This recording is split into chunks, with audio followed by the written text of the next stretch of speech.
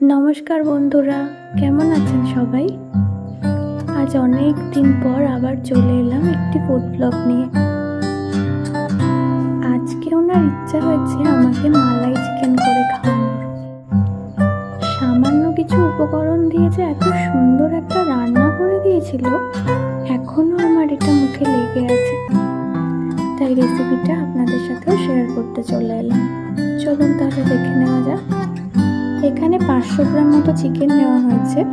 প্রথমে ফ্রাই প্যানটাকে গরম করে নিতে হবে, তারপর তাতে 2 চামচ বাটার দিয়ে বাটারটাকে গলাতে হবে। গলানোর পর 2টো মতো কুচনো পেঁয়াজ, 7-8 কোয়া রসুন কুচি, একটা গোটা মাঝারি সাইজের টমেটো কুচি আর 2টো মতো কাঁচা লঙ্কা দিতে হবে। দিয়ে ভালো করে নাড়াতে হবে।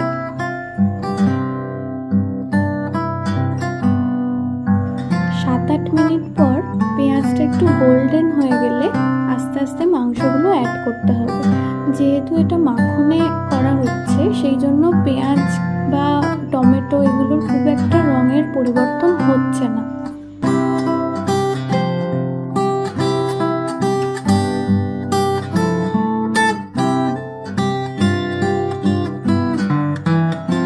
মাংসটা ভালো করে মশলার সাথে মেশানো হয়ে গেলে স্বাদ মতো নুন, এখানে আমি 1 চামচ নুন ব্যবহার করেছি, 3 চামচ মতো ফ্যাটানো টক দই দিতে হবে। দিয়ে ভালো করে নতুন মশলার সাথে মাখিয়ে নিতে হবে। তারপর খানিকক্ষণের জন্য চিকেনটাকে ঢাকা দিয়ে রাখতে হবে।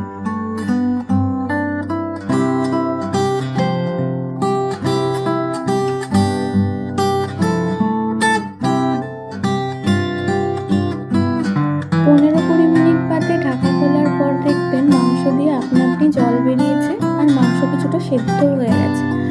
এরপর 1 চামচ মতো ধনে গুঁড়ো, 1 চামচ মতো কালো মরিচ গুঁড়ো আর 1/2 চামচ মতো কাশ্মীরি লাল মির্চ অ্যাড করতে হবে। এরপর 1 কাপ মতো ঈষৎ উষ্ণ জল দিতে হবে। দিয়ে আবার মাংসটা ঢাকা দিয়ে দিতে হবে। আবার 15-20 মিনিট বাদে খুললে দেখা যাবে মাংসটা পুরোপুরি সেদ্ধ হয়ে গেছে। এরপর একটা আমুলের কিছুটা ফ্রেশ ক্রিম অ্যাড করতে হবে। সরি, আমাদের ভুল হয়েছে, আমরা এখানে মাংসটা ঢাকা দেওয়া বা ঢাকা খোলার ভিডিওটা করতে আমরা ভুলে গেছি। যাই হোক, এরপর এই আমুলের ফ্রেশ ক্রিমের সাথে মাংসটা ভালো করে মাখাতে হবে। তারপর 1 মুঠো মতো কাসুরি মেথি আর 1 চামচ মতো গুঁড়ো গরম মশলা দিয়ে মাংসটাকে নামিয়ে দেবেন।